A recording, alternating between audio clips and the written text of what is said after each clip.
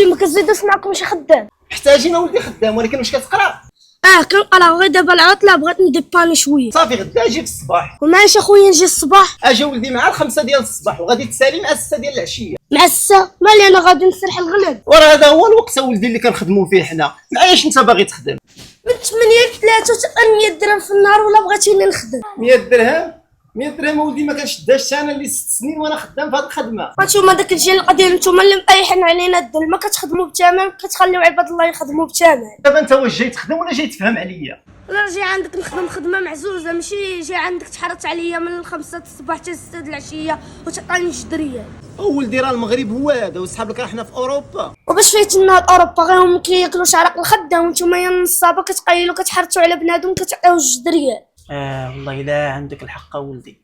هذوك الناس بحالنا بحالهم، الفرق اللي بيننا وبينهم هما ما كيتعداوش على الخدام.